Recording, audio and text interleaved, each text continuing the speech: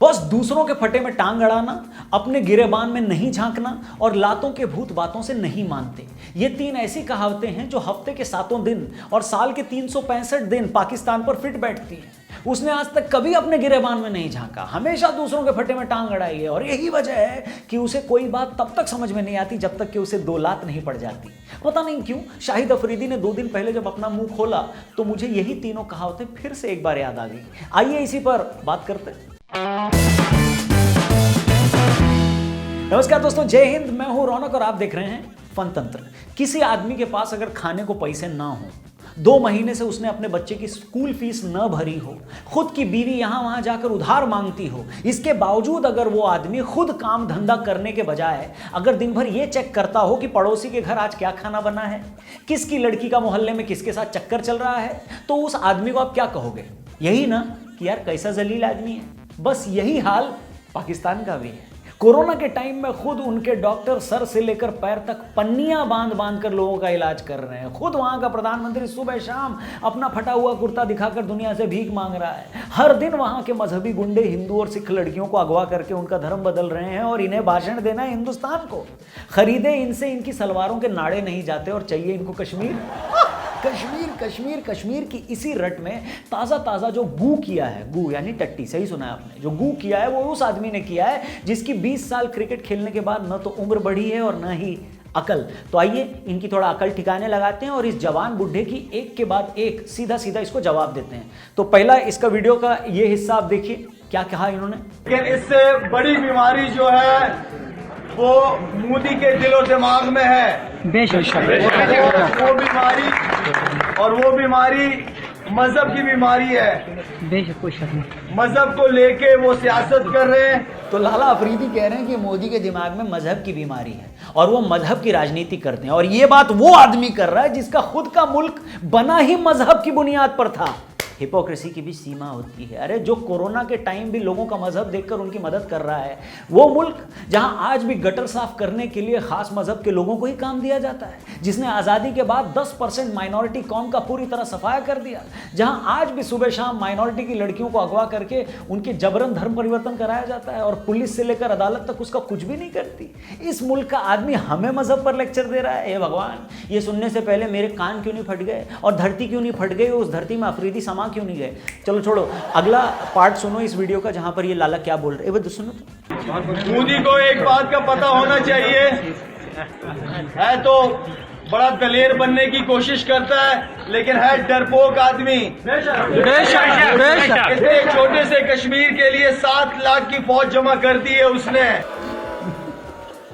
मतलब मोदी दिलेर बनने की कोशिश करता है मगर है डरपोक। लाला अफरीदी बेटा इधर आओ, बाकी तो मेरे को ज़्यादा नहीं पता मगर जिस मोदी को तुम डरपोक कह रहे हो पूरी दुनिया जानती है, उसी डरपोक मोदी के रहते हमने उरी के बाद पहले तुम्हें पीओके में घुस के मारा था, फिर पुलवामा हमले के बाद बालाकोट में सर्जिकल स्ट्राइक की थी। सालों बाद कश्मीर से जब 370 हटा था तब तेरा फूफा मोदी ही इंडिया का पीएम था। और आज जब हम टीवी पर मुजफ्फराबाद से लेकर गिलगिट बाल्टिस्तान का टेम्परेचर दिखा रहे हैं तो तुम्हारा अंकल मोदी ही इंडिया का पीएम है, समझे? या फिर अगले साल लाहौर और इस्लामाबाद की टीमें जब आईपीएल खेलने लगेंगी तब समझ आएगा। पूरी दुनिया जानती है बाबा कि हारमोनियम कौन है और अब्बा कौन। खैर, इसने आगे भी कुछ हगा है, वो भी देख लो। हमने तो उनके चूजों को हवा में मार के चाय पिला के वापस भिजवाया इज्जत के साथ। हमने दुनिया को ये पैगाम दिया कि हम अमन पसंद कौम है। यार लाला बड़े मंदबुद्धि आदमी हो यार तुम लोगों ने अभिनंदन को इसीलिए नहीं छोड़ा क्योंकि तुम अमन पसंद हो, बल्कि तुम लोगों ने अभिनंदन को इसीलिए छोड़ा या फिर तुम्हें छोड़ना पड़ा क्योंकि तुम्हें पता था कि इंडिया ने पाकिस्तान पर मिसाइल दागने की फुल तैयारी कर ली थी। एक दिन और तुमने अगर अभिनंदन को पाकिस्तान में रखा होता तो अब तक सोनीपत से लाहौर तक हरियाणा रोडवेज की सीधी बसें जा रही होती भाई साहब, और उसमें आपके खान साहब टिकट काट रहे होते। यकीन नहीं आता तो उन्हीं चचा इमरान खान का बयान सुन लो। अब मुझे ये भी पता है कि कल रात एक था कि शायद पाकिस्तान के ऊपर किसी तरह का मिसाइल अटैक किया जाए। लाला, ओ लाला, ये सुनने के बाद कुछ खुला अकल का ताला है। और इसके अलावा तुम क्या कह रहे थे, पाकिस्तान अमन पसंद देश है। वाह भाई, अगर पाकिस्तान अमन पसंद देश है ना, तो मैं कोरोना वायरस हूँ, हाफिज सईद योग गुरु है, ओसामा बिन लादेन तो लाहौर में चुन्नियां डाई करता था। और कल शाम को तो मैंने सुना ट्रंप ने इमरान खान को फोन करके ये भी कहा कि इमरान भाई 50,000 रुपए उधार दे दो, मुझे मेरी लड़की इवांका की शादी करनी है, वरना वो बेचारी कुंवारी रह जाएगी। अबे हटाओ हारमोनियम कहीं के, अब्बा से ऐसी बात करते तुम्हें शर्म नहीं आती? पाकिस्तान इतना अमन पसंद देश है ना कि एक बार अगर पासपोर्ट पर पाकिस्तान जाने का ठप्पा लग जाए ना, तो आधी दुनिया का वीजा नहीं मिलता मेरी जान। तुम इतने अमन पसंद हो कि अमेरिका और यूरोप में पाकिस्तानी भी अपनी पहचान छिपाने के लिए खुद को हिंदुस्तानी बताते हैं। लंदन में पाकिस्तानी रेस्टोरेंट तो चलाते हैं, लेकिन उसका नाम इंडियन रेस्टोरेंट रखते हैं। तुम फिल्में हमारी देखते हो, गाने हमारे सुनते हो, तुम्हारे खिलाड़ी आईपीएल में खेलने को तरसते हैं, मरते हैं, तुम्हारे पुराने खिलाड़ी अपने चैनल चलाने के लिए इंडिया की तारीफ करते हैं। लाला ये है तुम्हारी औकात, समझे और समझाऊं। और भाई अमन पसंद तुम नहीं हो, अमन पसंद तो हरभजन और युवराज जैसे वो खिलाड़ी हैं जो सिर्फ तुम्हारी आवाम की भलाई के लिए तुम्हारे कहने पर तुम्हारी एनजीओ को डोनेट करने की अपील करते हैं। ऐसा थोड़ी है कि उन लोगों को तुम्हारी नीयत का पता नहीं था, पता था, मगर बावजूद इसके उन्होंने सिर्फ इसलिए अपील की कि आवाम तो हर जगह की एक जैसी ही होती है, आम आदमी तो हर जगह मजबूर होता है। मगर तुमने बदले में क्या सिला दिया? फिर वही बेसुरा राग गाने लगे, फिर वही फटा हुआ ढोल बजाने लगे।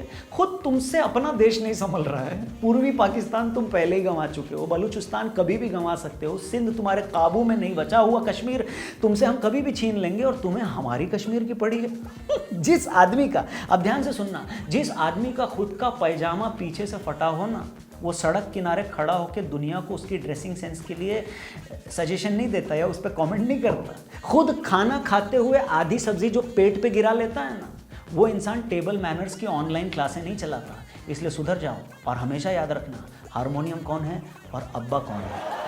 चलिए बॉस, अब चलते चलते आपको कुछ पंक्तियों के साथ छोड़े जाता हूँ। ये कविता आपको बहुत पसंद आती है, ऐसा आप ही मेरे को बताते हो। इसकी स्क्रीनशॉट लेकर आप मुझे इंस्टा पे टैग जो करते हो, उसमें से कुछ स्टोरीज में मैं शेयर भी करता हूँ, आगे भी करना, क्योंकि इस वाली में कुछ खास मैसेज है अपने पड़ोसी मुल्क के लिए। तो अर्ज किया है कि तुम फीकी चाय की चुस्की हो और मैं डालगोना कॉफी हूँ, तुम पिटते अफरीदी जैसी और मैं वर्ल्ड कप की ट्रॉफी हूँ।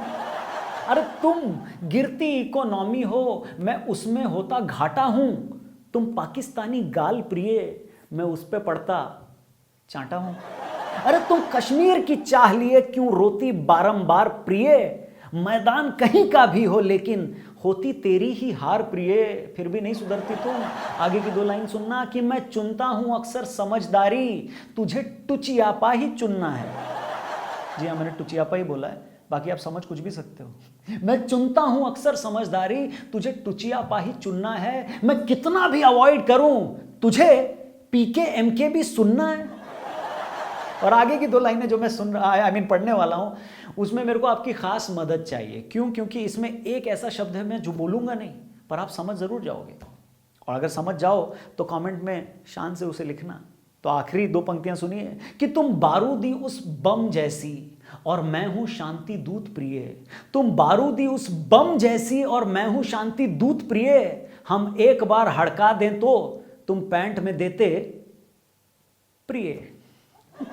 अब का क्या मतलब है वो शब्द जो मैंने नहीं कहा, लेकिन आप समझ गए हो तो कमेंट में ज़रूर लिखना और आपके कमेंट को लव ज़रूर मिलेगा। बाकी इंस्टा पे इस कविता की स्क्रीनशॉट को आप शेयर ज़रूर करते हो, स्टोरीज में टैग ज़रूर करते हो, आगे भी करते रहना, कोशिश करूंगा कुछ शेयर कर दूं अपनी स्टोरी पे भी। बाकी चैनल सब्सक्राइब, फेसबुक पेज पे देख रहे हो तो लाइक, मोबाइल ऐप डाउनलोड, अगर ये सब नहीं किया तो माता रानी पाप दे सकती है। बाकी प्लीज़ अपना ख्याल रखना, जल्दी मिलूंगा अगले वीडियो के साथ। नमस्कार, जय हिंद।